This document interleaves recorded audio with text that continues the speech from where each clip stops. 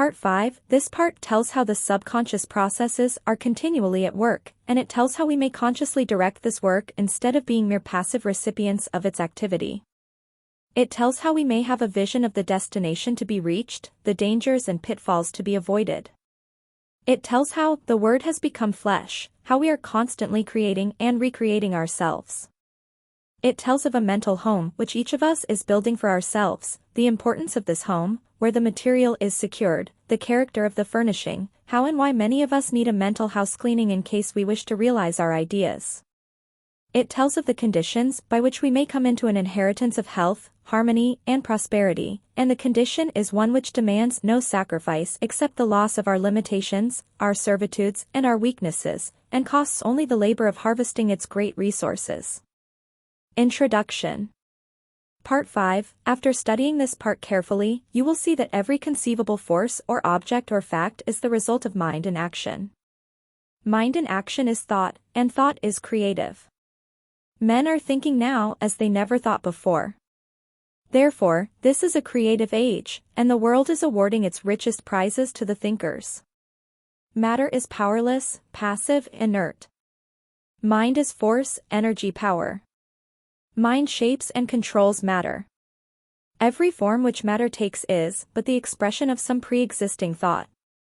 But thought works no magic transformations, it obeys natural laws, it sets in motion natural forces, it releases natural energies, it manifests in your conduct and actions, and these in turn react upon your friends and acquaintances, and eventually upon the whole of your environment. You can originate thought, and, since thoughts are creative, you can create for yourselves the things you desire. Part 5, 1. At least 90% of our mental life is subconscious, so that those who fail to make use of this mental power live within very narrow limits. 2. The subconscious can and will solve any problem for us if we know how to direct it. The subconscious processes are always at work, the only question is, are we to be simply passive recipients of this activity, or are we to consciously direct the work? Shall we have a vision of the destination to be reached, the dangers to be avoided, or shall we simply drift? 3. We have found that mind pervades every part of the physical body and is always capable of being directed or impressed by authority coming from the objective or the more dominant portion of the mind. 4. The mind, which pervades the body, is largely the result of heredity, which, in turn, is simply the result of all the environments of all past generations on the responsive and ever-moving life forces. An understanding of this fact will enable us to use our authority when we find some undesirable trait of character manifesting. 5. We can consciously use all the desirable characteristics with which we have been provided, and we can repress and refuse to allow the undesirable ones to manifest. 6. Again, this mind which pervades our physical body is not only the result of hereditary tendencies, but is the result of home, business, and social environment, where countless thousands of impressions, ideas, prejudices, and similar thoughts have been received. Much of this has been received from others, the result of opinions, suggestions, or statements. Much of it is the result of our own thinking, but nearly all of it has been accepted with little or no examination or consideration. 7. The idea seemed plausible, the conscious received it, passed it on to the subconscious, where it was taken up by the sympathetic system and passed on to be built into our physical body. The word has become flesh. 8. This, then, is the way we are constantly creating and recreating ourselves. We are today the result of our past thinking, and we shall be what we are thinking today. The law of attraction is bringing to us, not the things we should like, or the things we wish for, or the things someone else has, but it brings us our own, the things which we have created by our thought processes, whether consciously or unconsciously. Unfortunately, many of us are creating these things unconsciously. 9. If either of us were building a home for ourselves, how careful we would be in regard to the plans, how we should study every detail, how we should watch the material and select only the best of everything, and yet how careless we are when it comes to building our mental home, which is infinitely more important than any physical home, as everything which can possibly enter into our lives depends upon the character of the material which enters into the construction of our mental home. 10. What is the character of this material? We have seen that it is the result of the impressions which we have accumulated in the past and stored away in our subconscious mentality. If these impressions have been of fear, of worry, of care, of anxiety, if they have been despondent, negative, doubtful, then the texture of the material which we are weaving today will be of the same negative material. Instead of being of any value, it will be mildewed and rotten and will bring us only more toil and care and anxiety. We shall be forever busy trying to patch it up and make it appear at least genteel. 11. But if we have stored away nothing but courageous thought, if we have been optimistic, positive, and have immediately thrown any kind of negative thought on the scrap heap, have refused to have anything to do with it, have refused to associate with it or become identified with it in any way, what then is the result? Our mental material is now of the best kind. We can weave any kind of material we want. We can use any color we wish. We know that the texture is firm, that the material is solid, that it will not fade, and we have no fear, no anxiety concerning the future. There is nothing to cover. There are no patches to hide. 12. These are psychological facts. There is no theory or guesswork about these thinking processes. There is nothing secret about them. In fact, they are so plain that everyone can understand them. The thing to do is to have a mental house cleaning, and to have this house cleaning every day, and keep the house clean. Mental, moral and physical cleanliness are absolutely indispensable if we are to make progress of any kind. 13. When this mental house cleaning process has been completed, the material which is left will be suitable for the making of the kind of ideals or mental images which we desire to realize. 14. There is a fine estate awaiting a claimant. Its broad acres, with abundant crops, running water, and fine timber, stretch away as far as the eye can see. There is a mansion, spacious and cheerful, with rare pictures, a well-stocked library, rich hangings, and every comfort and luxury. All the heir has to do is to assert his heirship, take possession, and use the property. He must use it, he must not let it decay, for use is the condition on which he holds it. To neglect it is to lose possession. 15. In the domain of mind and spirit, in the domain of practical power, such an estate is yours. You are the heir. You can assert your heirship, and possess, and use this rich inheritance.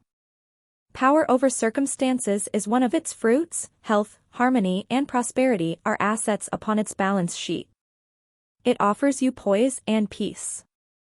It costs you only the labor of studying and harvesting its great resources. It demands no sacrifice, except the loss of your limitations, your servitudes, your weakness. It clothes you with self-honor and puts a scepter in your hands. 16. To gain this estate, 3 processes are necessary. You must earnestly desire it. You must assert your claim. You must take possession. 17. You admit that those are not burdensome conditions. 18. You are familiar with the subject of heredity. Darwin, Huxley, Haeckel, and other physical scientists have piled evidence mountain high that heredity is a law attending progressive creation. It is progressive heredity which gives man his erect attitude, his power of motion, the organs of digestion, blood circulation, nerve force, muscular force, bone structure, and a host of other faculties on the physical side. There are even more impressive facts concerning heredity of mind force. All these constitute what may be called your human heredity. 19. But there is a heredity which the physical scientists have not compassed. It lies beneath and antecedent to all their researches. At a point where they throw up their hands in despair, saying they cannot account for what they see, this divine heredity is found in full sway. 20. It is the benignant force which decrees primal creation. It thrills down from the divine, direct into every created being. It originates life, which the physical scientist has not done, nor ever can do. It stands out among all forces supreme, unapproachable. No human heredity measures up to it. 21. This infinite life flows through you, is you. Its doorways are but the faculties which comprise your consciousness. To keep open these doors is the secret of power. Is it not worth while to make the effort? 22. The great fact is, that the source of all life and all power is from within. Persons, circumstances, and events may suggest need and opportunities, but the insight, strength, and power to answer these needs will be found within. 23. Avoid counterfeits. Build firm foundations for your consciousness upon forces which flow direct from the infinite source, the universal mind of which you are the image and likeness. 24. Those who have come into possession of this inheritance are never quite the same again. They have come into possession of a sense of power hitherto undreamed of. They can never again be timid, weak, vacillating, or fearful. They are indissolubly connected with omnipotence. Something in them has been aroused. They have suddenly discovered that they possess a tremendous latent ability of which they were heretofore entirely unconscious. 25. This power is from within, but we cannot receive it unless we give it. Use is the condition upon which we hold this inheritance. We are each of us, but the channel through which the omnipotent power is being differentiated into form. Unless we give out, the channel is obstructed and we can receive no more. This is true on every plane of existence and in every field of endeavor and all walks of life. The more we give, the more we get. The athlete who wishes to get strong must make use of the strength he has, and the more he gives, the more he will get. The financier who wishes to make money must make use of the money he has, for only by using it can he get more. 26. The merchant who does not keep his goods going out will soon have none coming in. The business which fails to give efficient service will soon lack customers. The barrister who fails to get results will soon lack clients, and so it goes everywhere. Power is contingent upon a proper use of the power already in our possession. What is true in every field of endeavor, every experience in life, is true of the power from which every other power known among men is begotten, spiritual power. Take away the spirit and what is left? Nothing. 27. If then the spirit is all there is, upon the recognition of this fact must depend the ability to demonstrate all power, whether physical, mental, or spiritual. 28. All possession is the result of the accumulative attitude of mind, or the money consciousness. This is the magic wand which will enable you to receive the idea, and it will formulate plans for you to execute. And you will find as much pleasure in the execution as in the satisfaction of attainment and achievement. 29. Now, go to your room, take the same seat, the same position as heretofore, and mentally select a place which has pleasant associations. Make a complete mental picture of it, see the buildings, the grounds, the trees, friends, associations, everything complete. At first you will find yourself thinking of everything under the sun, except the ideal upon which you desire to concentrate. But do not let that discourage you. Persistence will win, but persistence requires that you practice these exercises every day without fail.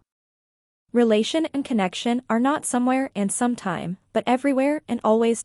Emerson. Part 5, 41. What proportion of our mental life is subconscious? At least 90%. 42. Is this vast mental storehouse generally utilized? Number 43. Why not? Few understand or appreciate the fact that it is an activity which they may consciously direct. 44. Where has the conscious mind received its governing tendencies? From heredity, which means that it is the result of all the environments of all past generations. 45. What is the law of attraction bringing to us? Our own. 46. What is our own? What we inherently are, and is the result of our past thinking, both conscious and subconscious. 47. Of what is the material with which we construct our mental home composed? The thoughts which we entertain. 48. What is the secret of power? A recognition of the omnipresence of omnipotence. 49. Where does it originate? All life and all power is from within. 50. Upon what is the possession of power contingent? Upon a proper use of the power already in our possession. The key to every man is his thought. Sturdy and defying though he look, he has a helm which he obeys, which is the idea after which all his facts are classified. He can only be reformed by showing him a new idea which commands his own. Emerson.